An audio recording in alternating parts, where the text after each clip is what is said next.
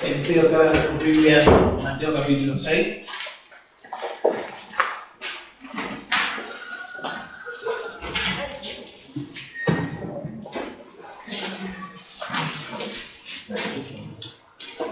Hace 2 meses atrás comenzábamos las primeras 3 peticiones del Padre Nuestro y después seguimos en Mateo, pero dedicamos una parábola y vamos a tratar de completar el Padre Nuestro.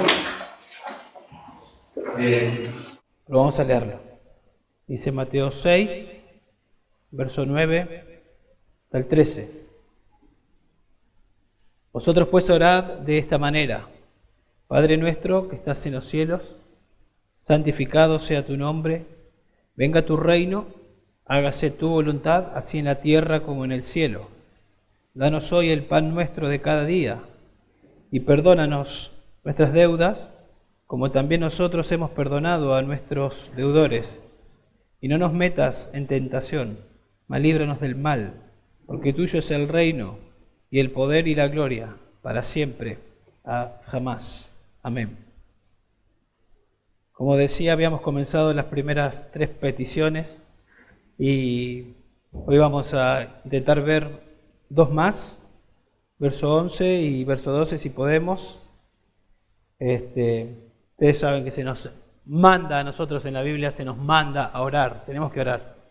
¿Sí? No es una posibilidad, es un mandato. Se nos dice, por ejemplo, en 1 Tesalonicenses, que debemos orar sin cesar. Y si somos sinceros también muchas veces no sabemos cómo hacerlo. Los discípulos en humildad, en una oportunidad, le dijeron a Jesús allá en Lucas capítulo 11, enséñanos a orar. Y el Señor comenzó a enseñarle otra vez el Padre Nuestro, lo que conocemos como el Padre Nuestro, aunque era otra situación, no era la misma, pero el mismo patrón que nosotros comenzamos a enseñar o que vemos acá. Pero antes de enseñarles a orar, Jesús les enseñó, o en el contexto inmediato, el contexto anterior, los versículos anteriores, les dijo cómo no tenían que orar. En esta sección es el Sermón del Monte, creo que todos entendemos, capítulo 5 a capítulo 7, el Sermón del Monte. Y allá el Señor Jesús dice en el verso 5 del capítulo 6, cuando oréis, no seáis como los hipócritas, actores, porque a ellos les gusta ponerse en pie y orar en las sinagogas y en las esquinas de las calles para ser vistos por los hombres. En verdad os digo que ya han recibido tu recompensa. A los religiosos, los que tenían que enseñar a orar, o los que tal vez eran el modelo para la gente de aquel tiempo, a lo que ellos tenían que observar para aprender, Jesús dice, no sean como ellos. Ellos hacían oraciones egocéntricas. No se dirigían a Dios, aunque con palabras tal vez sí, ellos se dirigían para ser vistos, para impactar, ¿no?, a las personas con sus oraciones.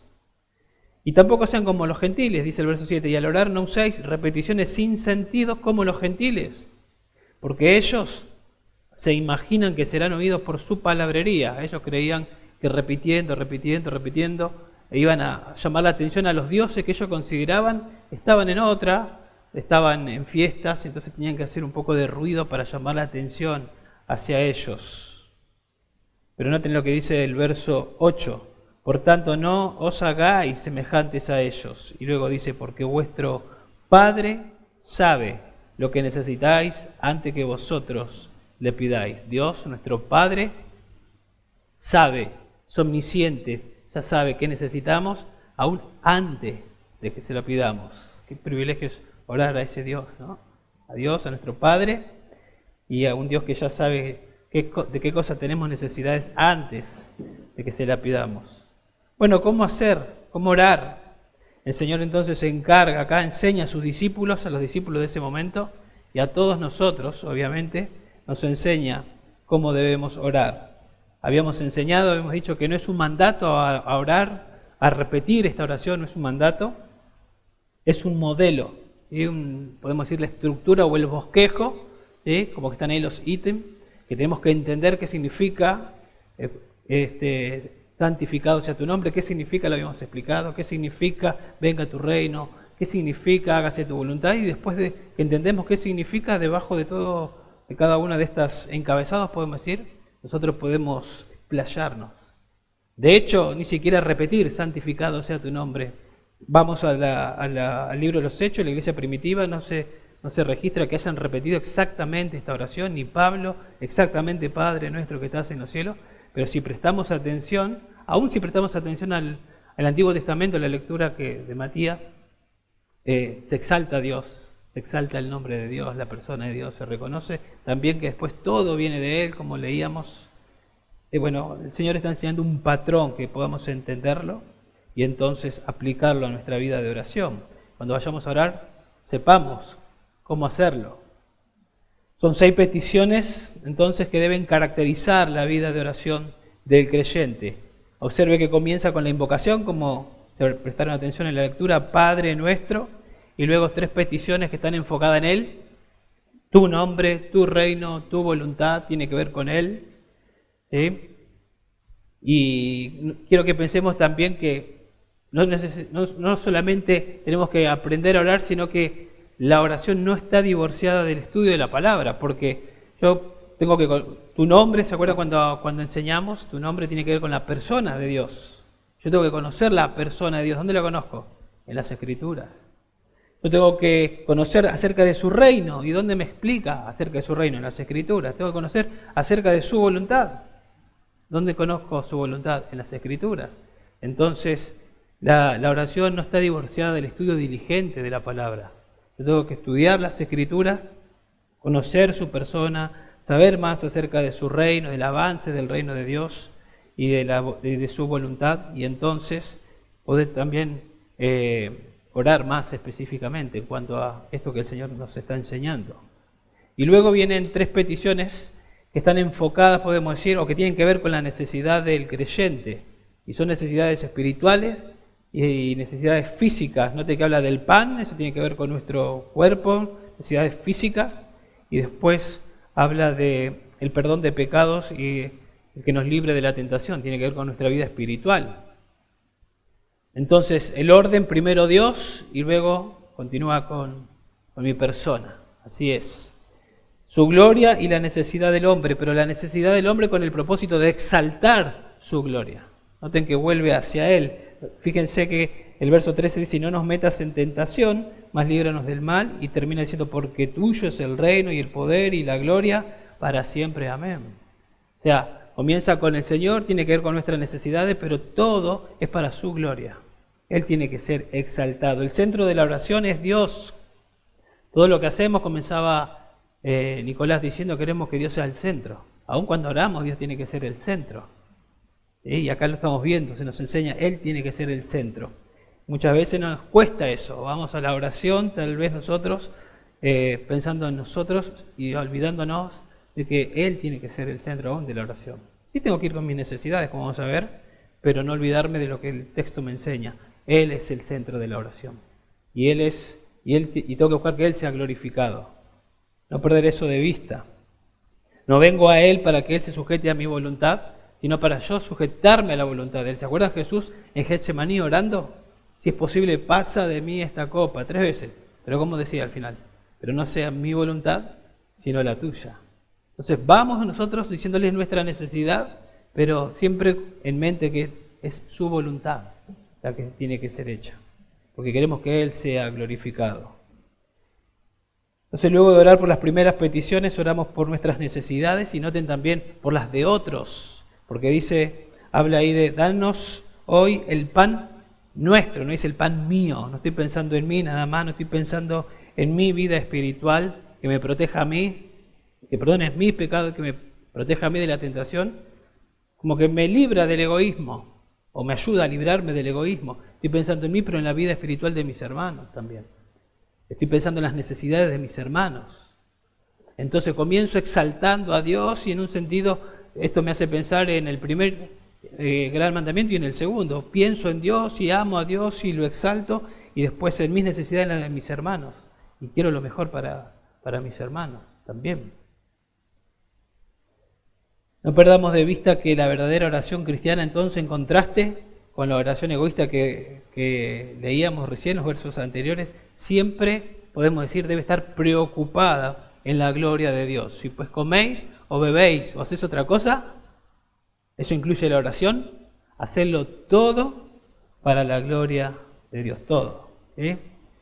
Es una realidad, creo yo, ¿sí? Es una realidad, nos debe pasar, que tendemos a pensar en nuestra necesidad muchas veces, y eso está bien porque se nos enseña, pero lo que está mal es que la divorciamos de su gloria.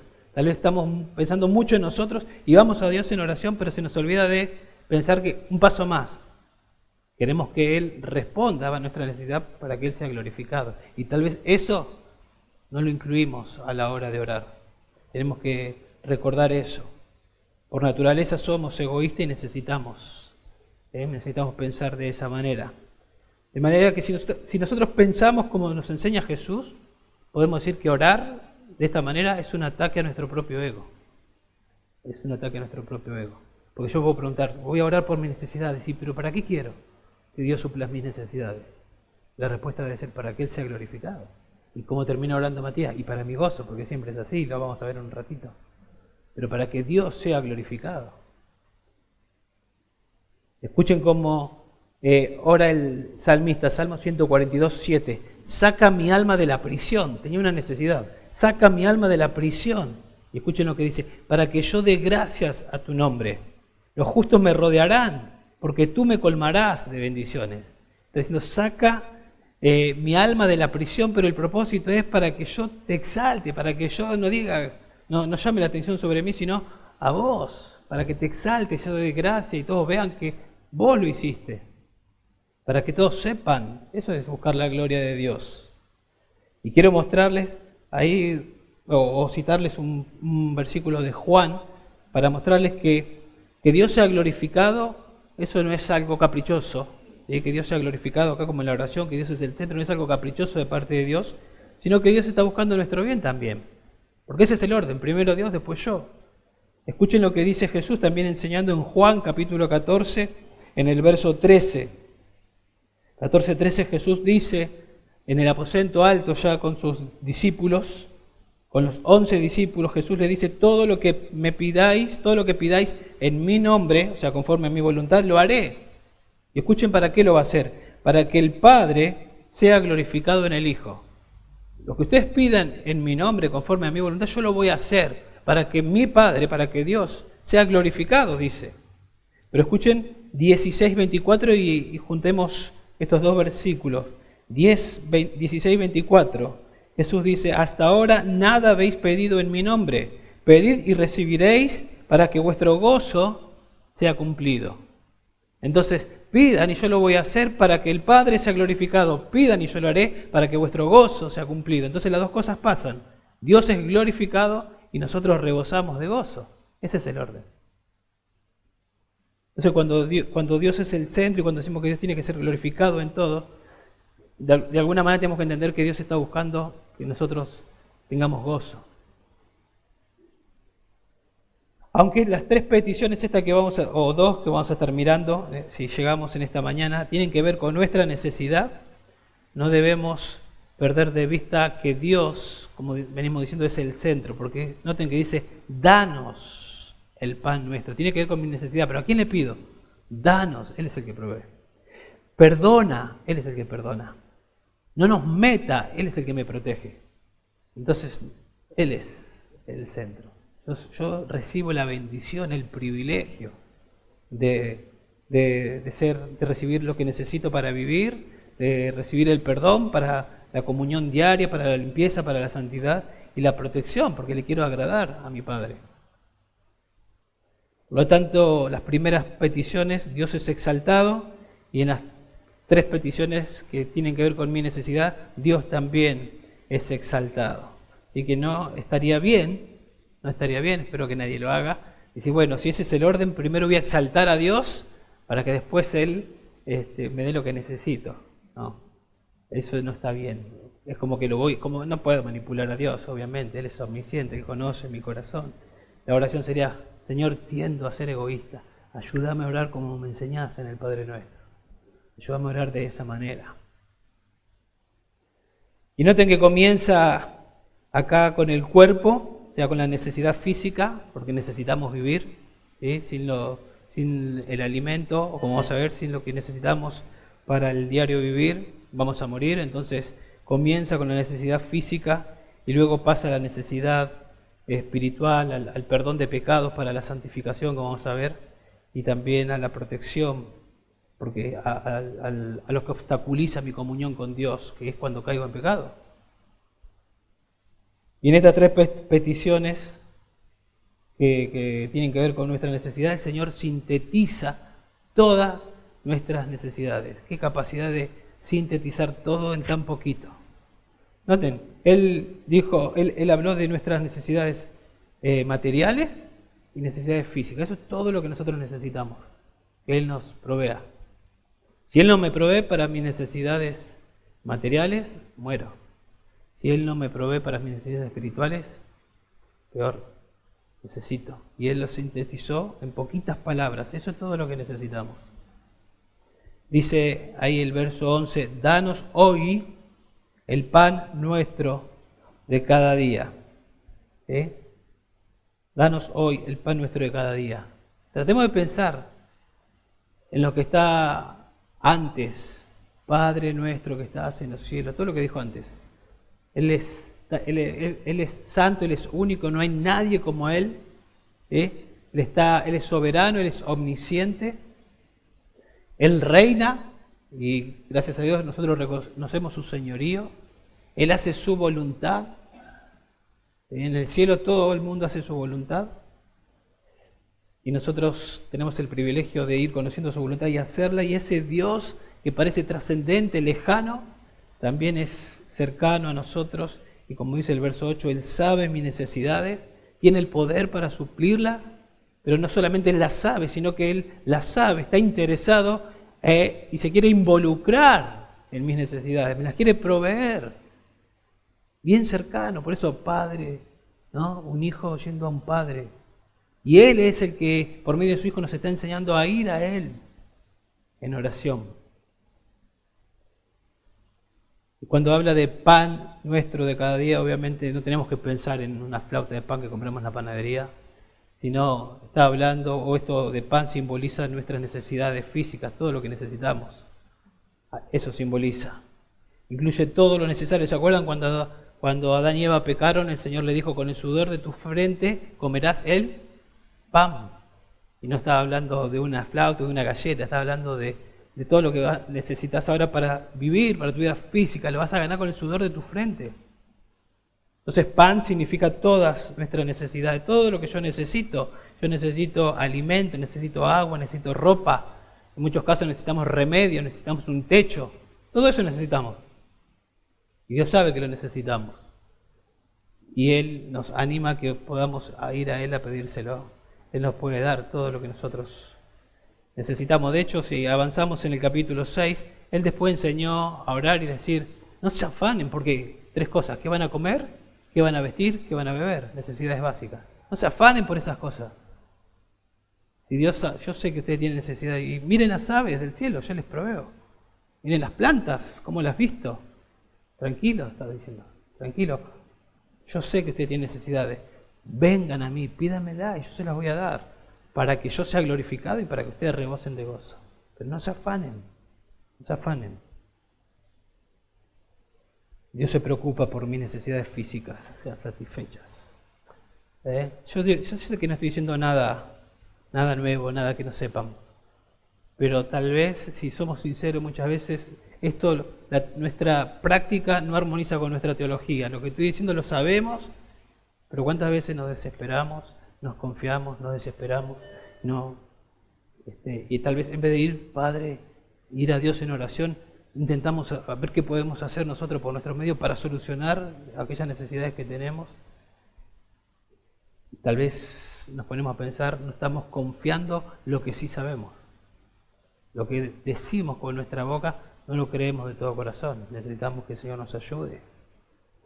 A veces pensamos erróneamente que Dios está interesado en lo espiritual y que pedirle cosas materiales, no sé si Dios está tan interesado en eso. Pero sí estamos viendo que Dios está interesado. Él sabe que las necesitamos, las quiere proveer. Siempre y cuando sea que realmente lo necesito. ¿Sí?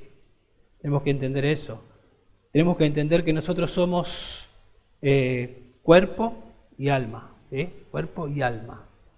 Y que el Señor no está interesado solamente en nuestra alma, en nuestro espíritu y no en nuestro cuerpo. Dios está interesado en todo nuestro ser.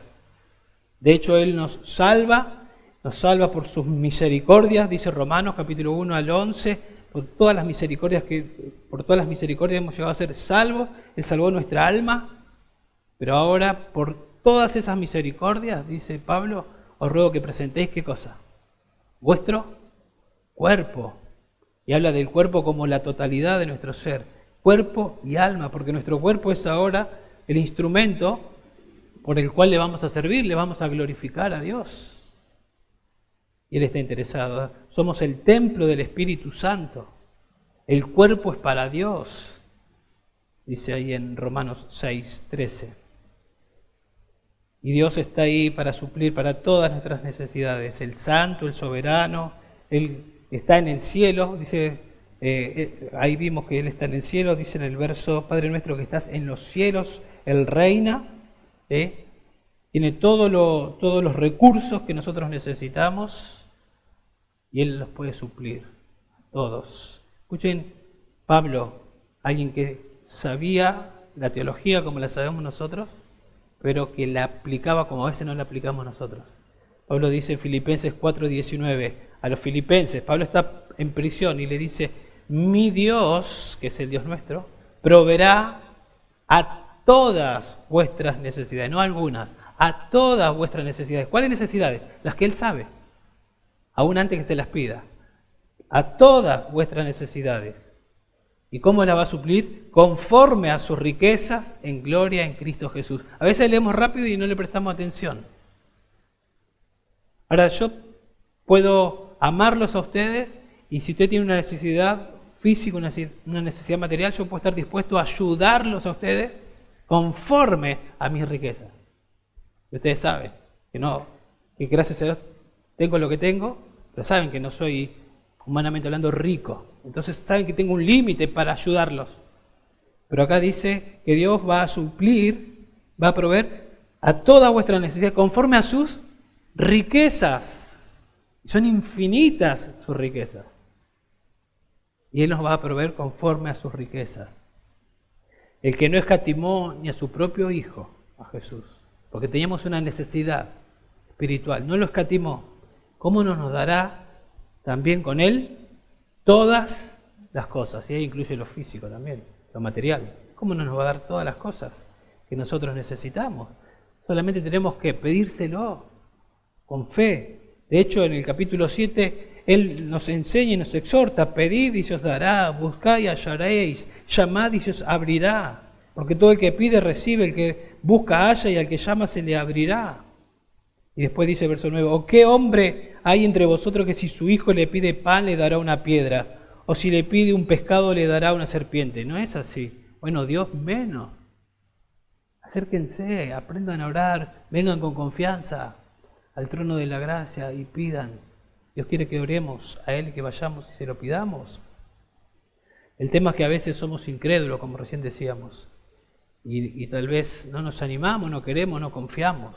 Pero dice en Marcos 11:24 que nosotros debemos orar creyendo que ya lo recibimos. O sea, esa es la fe que tenemos que tener. Orar creyendo que ya lo recibimos. Si es conforme a su voluntad, Él la va a proveer. En su tiempo lo va a dar. ¿Sí? En el peor de los casos no pedimos porque decimos, Dios ya sabe. Si Dios ya sabe, ¿para qué tanto tengo que pedirle? Porque me está enseñando que lo haga. O a veces Él está obligado a suplirme. Él lo tiene que hacer, porque así es, así debe pasar. Nosotros debemos pedir a Dios por nuestras necesidades físicas y no asumir que lo merecemos. Oraba Matías, Señor, nos salvaste y no lo merecíamos. Nos das todo lo que necesitábamos y no lo merecíamos. No merecemos. Tenemos el privilegio de recibirlo. No tenemos que asumirlo, que lo merecemos. Tenemos que orar como David oró también ahí cuando ellos podían ofrendar. Él dice, Señor, ¿quiénes somos nosotros? De tu mano, nosotros recibimos todo de tu mano. Y de lo que tú nos das, de eso nosotros damos. Estaba reconociendo que todo lo que tenía venía de Dios. O en el 1 Corintios 4:7, que muchas veces hacemos alusión. ¿Qué tienes que no hayas recibido? ¿Hay algo que tengamos que no lo hayamos recibido? Miremos todo acá. ¿Hay algo que no lo recibimos? Todo fue recibido, ¿no? Todo fue recibido. Y tal vez lo compraste con el dinero de tu trabajo. ¿Quién te dio ese trabajo? ¿Quién te dio la salud, la fuerza para trabajar? Siempre de una u otra manera es Dios. Es Dios el que lo hace. Porque de Él, por Él y para Él son todas las cosas. Él es la fuente. Tenemos que entender eso. Cada día nos levantamos con vida, vamos a trabajar, hacemos lo que tenemos que hacer y a veces pensamos, la rutina nos lleva a pensar, bueno, es así, tiene que ser así, pero hoy amanecimos con vida porque Dios nos sostuvo, estamos acá porque Dios nos sostuvo. Tu auto tenía combustible porque Dios te proveyó. Pudiste ofrendar porque Dios te proveyó. ¿Sí? ¿Es así? Obviamente hay un esfuerzo humano que nosotros tenemos que hacer, pero aún ese esfuerzo que hacemos es Dios el que nos da la fuerza para poder hacerlo. Y no lo tenemos que olvidar a eso. Dice, les leo lo que dice Deuteronomio capítulo 8. Deuteronomio capítulo 8, yo se los leo. Ustedes lo conocen ya al pasaje. 8, verso 11. Antes de que entren a la tierra prometida, Dios le dice esto al pueblo de Israel. Cuídate de no olvidar al Señor tu Dios, dejando de guardar sus mandamientos, sus ordenanzas y sus estatutos que yo te ordeno hoy. No sea que cuando hayas comido y te hayas saciado y hayas construido buenas casas y habitado en ellas, y cuando tus vacas y tus ovejas se multipliquen y tu plata y oro se multipliquen y lo que tengas se multiplique, entonces su corazón se enorgullezca y te olvides del Señor tu Dios que te sacó de la tierra de Egipto, de la casa de servidumbre. Y bueno, dice, pues Él te condujo a través del inmenso y terrible desierto, con sus serpientes abrasadoras y escorpiones, tierra sedienta donde no había agua. Él sacó para ti agua de la roca de pedernal, en el desierto te alimentó con el maná que tus padres no habían conocido, para humillarte y probarte y para finalmente hacerte bien. No sea que digas en tu corazón, mi poder y la fuerza de mi mano me han producido esta riqueza. Acuérdate del Señor tu Dios, porque Él es el que te da poder para hacer riquezas, a fin de confirmar su pacto, el cual juró a tus padres como en este día. Tenemos que tener cuidado de no pensar que es por nuestras propias fuerzas conseguimos lo que tenemos. Él nos da todo lo que tenemos. Lo que tenés en tu bolsillo te lo dio Él. Lo que vas a comer te lo dio Él. La cama donde dormiste te la dio Él. El techo te lo dio Él. Todo te lo dio Él. Dios se ha comprometido a satisfacer nuestras necesidades. Eso es lo que la Biblia nos enseña. Él se comprometió a satisfacer nuestras necesidades conforme a su omnisciencia. Él sabe. Y su poder, ¿no? Él tiene la capacidad de proveer. Por eso Pablo podía decir, he aprendido el secreto de contentarme en abundancia o en escasez. Todo lo puedo en Cristo que me fortalece. A veces me provee menos, a veces me provee más, pero siempre me provee, dice Pablo. De hecho, estoy vivo, por eso estoy escribiendo esta carta. Todo lo puedo en Cristo que me fortalece. Ese es Dios. Así es. Ahora, esta dependencia en Dios, creo que todos sabemos, pero vale decirlo, no significa que, bueno, Dios provee, entonces me quedo de brazos cruzados. Dios nos provee de muchas maneras. En el caso, Pablo agradece en un momento ahí en Filipenses por una ofrenda que le dieron. Estaba imposibilitado de trabajar, estaba privado de su libertad y hermanos le ayudaron y siempre Dios conoce las circunstancias. En su momento Elías fue alimentado ¿por qué? Por cuervos. ¿Pero quién mandaba esos cuervos? El Señor, ¿no? Dios mandaba esos cuervos. Dios puede proveer de diferentes maneras, pero primordialmente la Biblia nos enseña que Dios provee por medio del trabajo. Y muchas veces esos cuervos que Dios manda es el trabajo que Dios nos da, pero nosotros lo vemos como trabajo. Bueno, salí, conseguí el trabajo. Dios te lo dio para proveerte. El que no quiere trabajar, dijo Pablo allá en 2 Tesalonicenses 3:10, que tampoco coma, ¿sí? Porque Dios provee de esa manera, primordialmente. Y noten que dice, danos hoy el pan nuestro, y luego dice de cada día, enfatizando una vez más que confianza, Dios quiere confianza de parte nuestra, quiere dependencia de parte nuestra, que confiemos en su provisión, que dependamos de su provisión. Por ahí a nosotros nos cuesta entender esto. Nos cuesta entender porque tal vez todos los que trabajan cobran por quincena, cobran mensual y saben que en algún cajón, en algún lugar donde ustedes guardan el dinero, ahí está el dinero. Pero en el contexto en que lo está diciendo, en los tiempos de Jesús, se pagaba día tras día. O sea, recibía el pago del día y tenía que ir al otro día y al otro día. Era día a día. Tenía, me imagino, mucho más impacto para ellos esta verdad. Aunque el principio es el mismo, dependencia. Pero mucho más impacto, porque ellos hoy recibían, pero ¿será que mañana? Y mañana tenían que confiar de nuevo. Danos hoy el pan nuestro de cada día. Y al otro día, danos hoy el pan nuestro de cada día. Y cada día Dios tenía que suplir y vivir por fe. Eso no cambió para nosotros. La diferencia es que a veces cobramos todos juntos y por ahí nos sentimos más confiados. Pero de repente llegó una pandemia y los trabajos se vieron en algunos momentos, hubo suspensiones, algunos perdieron trabajo y pasaron cosas que en ese momento empezamos a pensar, no estaba todo bajo mi control. Está todo bajo el control de Dios. Y entonces ahí comenzamos a entender que tengo que ir a Dios otra vez en oración y clamar a Dios. Dame, por favor, el pan mío de cada día. Y Dios se encargó de proveer en todo ese tiempo. Muchas veces usando hermanos, a través de ofrenda, de mercadería. No dejó faltar nada a nadie. A veces nos ajustó un poquito, pero nunca nos dejó. Estamos todos con vida. Dios nos proveyó así. Así.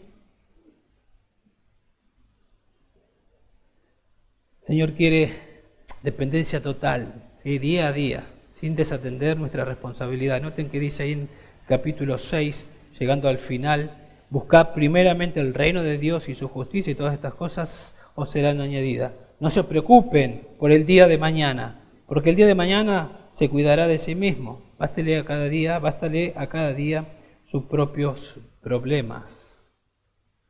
No dependemos si aumenta el dólar, si sube el dólar, no dependemos si es este candidato o este candidato el que gana, no dependemos de cómo está la economía, aunque nos interesan muchas de esas cosas y tenemos discernimiento a la hora de votar y lo hacemos, nuestra confianza y nuestra dependencia está en el Dios inmutable que nunca cambia.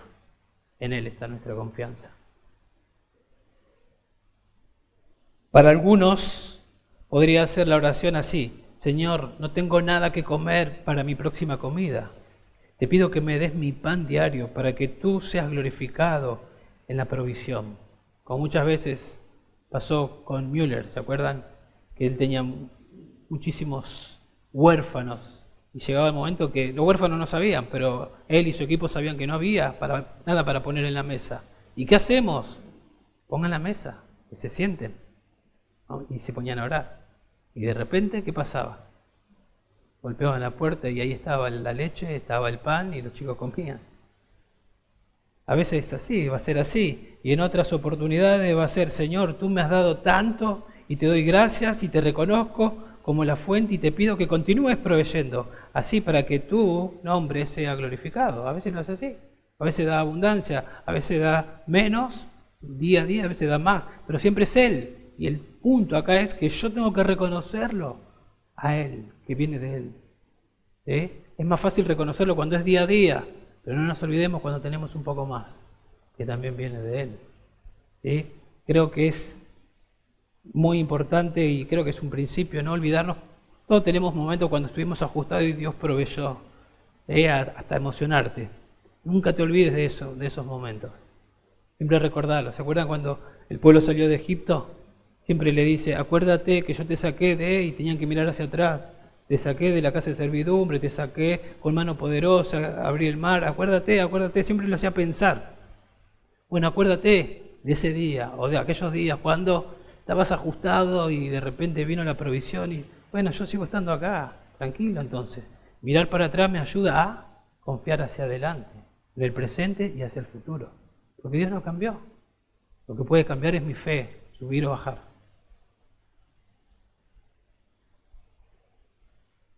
Entonces, sea que no tenga y pida para recibir, o sea que tenga y pida para continuar recibiendo, el punto acá es la actitud, ¿sí? Reconocer que Dios es la fuente, Él es la fuente.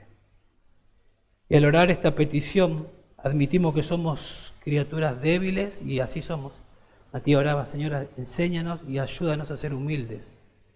Orar esta oración, admitimos que somos criaturas débiles y necesitadas y le rogamos que nuestro Creador nos siga proveyendo y nuestro Salvador nos siga proveyendo. Un teólogo, Packer, dice lo siguiente: la oración del cristiano no es un intento por forzar la mano de Dios, sino que es un reconocimiento humilde de incapacidad y dependencia. ¿Sí? No es que estoy forzando la mano de Dios, sino que es un, como dice acá, es un intento, no es un intento por forzar la mano de Dios, sino que es un reconocimiento humilde de incapacidad y dependencia. Señor, yo soy incapaz por mí mismo. Sí, somos débiles, muy débiles. En la semana hablábamos con Sergio, me contaba que en el trabajo, estaba en el trabajo y un muchacho le agarró una CB. Mientras me iba contando, yo iba pensando, después él mismo me decía, somos débiles. Así, una cosita acá que pase acá y nos creemos tan fuertes. Somos débiles, dependemos de Él para cada día, para cada instante.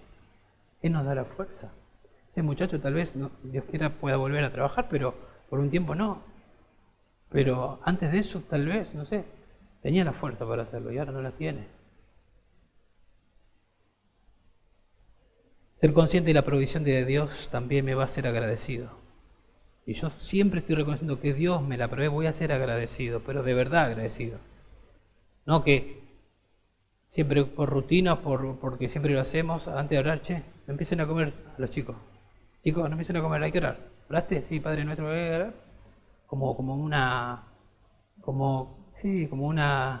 fórmula así para empezar a comer. Si no es de verdad, este plato de comida me lo proveyó Dios. Señor, muchas gracias. Reconocemos que viene de vos esto. Ser consciente de su provisión me hará entonces agradecido. Claro que soy responsable de usar con sabiduría, como recién dijimos, su provisión. Un día voy a dar cuenta delante de Él de todo aquello que yo recibí.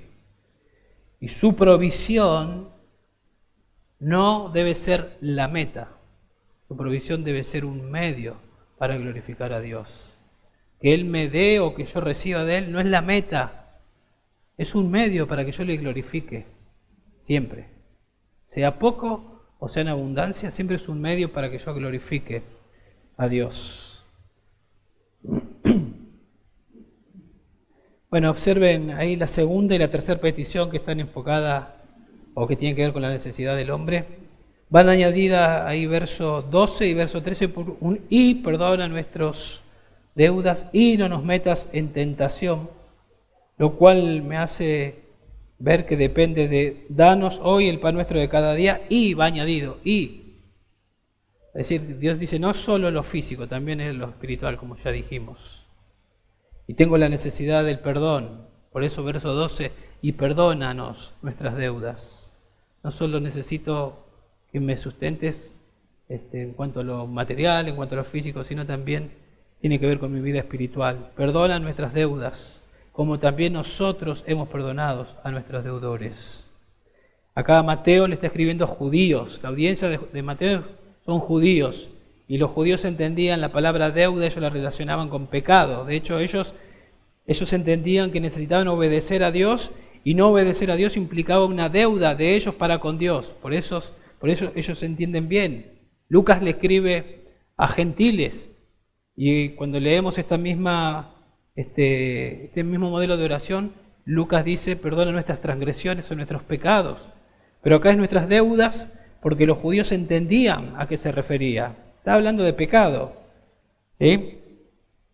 Y cuando dice perdona, la idea de perdonar es quita mi pecado, o quita nuestros pecados, borra nuestros pecados, olvida nuestros pecados. Eso es lo que se está pidiendo. El gran problema del hombre es el pecado. Todos sabemos eso. Es el gran problema del hombre, el pecado. Y la mayor necesidad y la esperanza está en Dios que nos perdone. por medio de Cristo. Nosotros fuimos creados para glorificar a Dios y para tener comunión con Él para siempre, pero el pecado hizo interrupción en eso y ya no podemos vivir para su gloria. Dicen Romanos que le dimos la espalda a Dios, que decidimos glorificar a cualquier otra cosa, a la criatura antes que a Dios. Pero Dios no nos dejó así, vio nuestra necesidad y más Dios muestra su amor para con nosotros, en que siendo aún pecadores, si le dimos la espalda y no lo buscamos, Él dio a su Hijo para volver al plan original, para que podamos ser salvos y a todo aquello que nos salva poder vivir para su gloria. Por cuanto todos pecaron, dice Romanos, están destituidos de la gloria de Dios. Todos pecaron, están destituidos de la gloria de Dios. Entonces el hombre necesita perdón. Esa es la mayor necesidad del hombre. Ser perdonado por Dios. No simplemente perdón, sino ser perdonado por Dios. Eso es lo que necesita el ser humano. Y cuando el hombre es perdonado por Dios, cuando el hombre entiende el Evangelio, que Dios tomó a su Hijo, el que no conoció pecado, lo hizo pecado por nosotros, es decir, lo puso en mi lugar y castigó a Jesús en mi lugar. Jesús pagó toda mi deuda y resucitó al tercer día, para que cuando yo me arrepiento de mis pecados porque han ofendido a Dios, creyendo que Jesús lo pagó todo, esa justicia de Cristo se me aplique a mí. Entonces ya no hay condenación para los que están en Cristo, para los que se arrepienten y creen en Jesús. Eso que acabo de explicar podemos llamarlo perdón judicial. Perdón judicial. Porque podemos hablar de perdón judicial y perdón paternal. Podemos hablar de esa manera, aunque no aparece así en la Biblia, para entenderlo. Perdón judicial y perdón paternal. Perdón judicial es el perdón que recibimos de parte de Dios cuando nos arrepentimos, como acabo de explicar, y creemos en Jesús para ser salvos. Cuando eso pasa, todos nuestros pecados, pasados, presentes y por venir, todos son perdonados, fueron perdonados. Jesús dijo, consumado es. La cuenta de, si usted es un cristiano, fue pagado. Todo. ¿Sí? Por eso encontramos pasajes como el que acabo de citar. No hay condenación para los que están en Cristo Jesús. Ya no hay condenación. Ni la muerte, ni la vida, ni ángeles, ni principados. Nada nos puede separar del amor de Dios. La salvación no se pierde. Ahora uno puede pensar y decir, bueno, yo ya recibí el perdón, perdonó mis pecados pasados, presentes y por venir, bueno, entonces, ¿para qué pedir perdón ahora? Si ya está, ya me perdonó todos los pecados. Hay quienes que creen que si ya fuimos justificados pues por la fe, tenemos paz para con Dios, ya no hay que pedir perdón. Enseñan eso en algunos lugares. He hablado con personas que dicen, no, ya no hay que pedir perdón, si vos ya no sos pecador. Creen que el pecado ha sido erradicado de sus vidas, que ya no pecan. Pero nosotros encontramos en las Escrituras creyentes que son salvos y la salvación no se pierde, sin embargo, pidiendo perdón a Dios. El Salmo 32, por ejemplo. Cuán bienaventurado es aquel cuyas transgresiones han sido perdonadas. O el Salmo 51. O Primera de Juan 1:9. Si confesamos, Juan se incluye él, si confesamos nosotros los creyentes nuestros pecados, pero si ya te perdona todos los pecados. Él está hablando de un perdón no judicial, porque ya lo recibió, por eso es su Padre. Está hablando de un perdón paternal. Si nosotros confesamos, Él es fiel y justo para perdonarnos y limpiarnos de toda maldad. Y de esa clase de perdón está hablando acá, en capítulo 6, verso 12. ¿Cómo sabemos? Porque comienza la oración diciendo, Padre, ya es mi Padre, Padre nuestro, ya nos perdonó judicialmente, ahora tenemos comunión con Él, de hecho estamos orando, estamos teniendo comunión con Él, pero en mi andar diario, aunque soy salvo, todavía no soy perfecto y peco. Y a diferencia de antes, ahora me duele haber ofendido a Dios y reconozco mi pecado y le pido perdón por mis pecados. Perdón paternal, para restablecer, digamos, esa relación que se rompe, no se pierde la salvación, esa relación se rompe por mi pecado. Siempre pongo de ejemplo mis hijos, son mis hijos, Mateo y Martina. Eso no lo cambia, ya son mis hijos, yo soy su padre. Si ellos me ofenden, ¿qué tienen que hacer ellos? Pedirme perdón para solucionar ese problema, pero no dejan de ser mis hijos nunca. Perdón paternal. Entonces podemos decir que el perdón judicial se encarga de la salvación, de traernos a ser salvos por medio de Cristo. Y el perdón paternal de que está hablando acá Jesús tiene que ver con el gozo de la salvación, con la santificación. Gozo que se pierde cuando pecamos. ¿Se acuerdan cuando el Señor está lavando los pies a los discípulos? Y Pedro dice, no, me vas a lavar los pies, Señor. Y el Señor le dice, si no te lavas no tiene parte conmigo. ¿Y qué dijo Pedro? Entonces no solo los pies, sino todo, la cabeza, todo el cuerpo. O sea, un baño se quería pegar. Y Jesús le dice, no, ya están limpios, Pedro, ustedes. En otras palabras, para entender, ustedes ya fueron perdonados judicialmente. Lo que necesitan diariamente, porque se ensucian los pies por el andar en este mundo, necesitan el perdón diario, el perdón paternal. Ya fueron judicialmente, ya fueron perdonados judicialmente. Tal vez antes de seguir un poquito más podemos preguntar, para que cada uno se examine, ¿has experimentado el perdón judicial?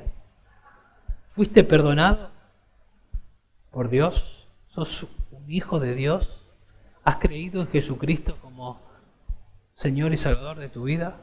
¿Te has reconocido pecador y que no puedes hacer ningún mérito para ser salvo? ¿Y que Cristo lo hizo todo en la cruz del Calvario? Por eso, como decíamos recién, consumado es. La cuenta fue totalmente pagada y resucitó al tercer día. ¿Qué hay que hacer? Arrepentirse y creer, nada más y nada menos. Arrepentirse de tus pecados y creer en Jesús para ser salvo. Y una vez que sos salvo, llegas a ser un creyente y podés orar esta oración: Padre nuestro que estás en los cielos.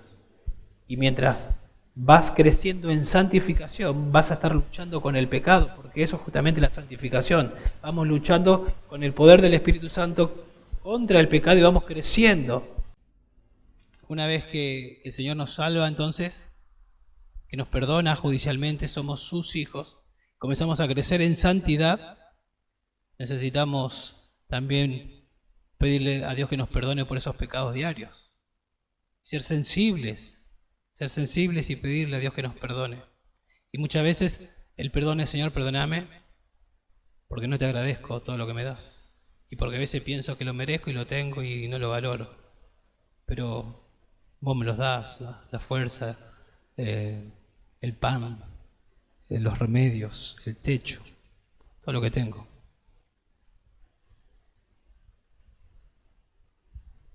Y como creyente, otra pregunta: ¿estás diariamente confesando a Dios tus pecados? Porque todos pecamos. Si no confesas tus pecados diariamente es porque no estás diciendo que no pecás.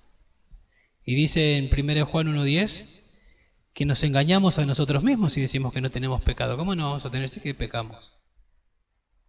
Tal vez se nos está endureciendo un poquito el corazón y no nos estamos dando cuenta, pero sí que pecamos todos. Tenemos muchos pecados. Fallas de carácter, de actitudes, de cosas que hacemos intencionalmente. Necesitamos estar al día con el Señor, confesando nuestros pecados. Y una pregunta más ya para ir terminando. ¿Usted perdona a otros? Porque noten que dice en el verso 12, perdona nuestras deudas. ¿Cómo sigue? Como también nosotros hemos perdonado a nuestros deudores. ¿Sí? Esa frase sugiere que un cristiano que ha recibido perdón se caracteriza por perdonar. ¿Sí? Eso es lo que sugiere acá, obviamente. John Stott dice: una vez que nuestros ojos han sido abiertos para ver la enormidad de nuestra ofensa contra Dios, Los que nos hacen otros llegan a ser insignificantes en comparación con el perdón recibido de Dios. Debemos perdonarnos unos a otros. Y cuando nosotros perdonamos a otros, ese es un indicador de que somos creyentes. Y es tal vez cuanto más nos parecemos a Dios o a Jesús, porque Él nos perdonó. Vive perdonando Dios. Cuando nosotros más perdonamos, más nos parecemos a Dios. Y acuérdense que eso es lo que el Espíritu Santo quiere hacer en nosotros. ¿Formar a quién? A Cristo. Entonces depende, ¿no? O dependamos de Dios, confiemos en Dios, reconozcamos que Él es la fuente de provisión diaria y seamos agradecidos. Y confesemos a Dios nuestros pecados diariamente. Necesitamos la provisión de Dios y necesitamos su perdón diario. Necesitamos la provisión de Dios y necesitamos su perdón diario. Pensá en eso. Que te quede eso en tu mente y lo apliques a tu vida. No dejes que el pecado obstaculice tu comunión con Dios y te quite el gozo. No permitas que pase eso. Creo que una manera de mantener nuestro corazón sensible es reconociendo nuestra necesidad de Dios y su provisión material y espiritual. Creo que lo mantenemos sensible y humilde cuando reconocemos nuestra necesidad. Si yo creo que puedo, porque tengo, que ahí tengo, pero tengo que entender que dependo a diario de Dios, que necesito de Dios. Y si yo con la ayuda de Dios tengo ese hábito, eso me va a hacer sensible, me va a hacer agradecido. Que el Señor nos ayude entonces a incorporar esta enseñanza a nuestras vidas. ¿Sí? Dijimos un poquito de todo lo que hay acá. Hay mucho más, sin duda. Hay mucho más implicaciones. Pero podemos pensar, nosotros seguir meditando. Que el Señor nos ayude entonces. Oremos. Padre, te damos gracias por tu palabra, Señor. Gracias por enseñarnos a orar. Gracias por el perdón de pecados que hemos recibido por los méritos de Cristo. Gracias por aún darnos el arrepentimiento y la fe, por darnos el perdón, por darnos esta oración modelo para poder ir a ti en oración, por poder acercarnos al trono de la gracia. Gracias, Dios, por eso. Gracias por que siempre nos das todo lo que necesitamos, nos das para todas nuestras necesidades. Gracias, Dios, por eso. Te pedimos que nos ayudes a crecer en fe, en confianza, en dependencia, Dios, y que podamos interesarnos unos por otros, y que también podamos perdonarnos unos a otros entre nosotros, Dios, como veíamos, para tu gloria y para nuestro gozo, Dios. En el nombre de Jesús oramos. Amén.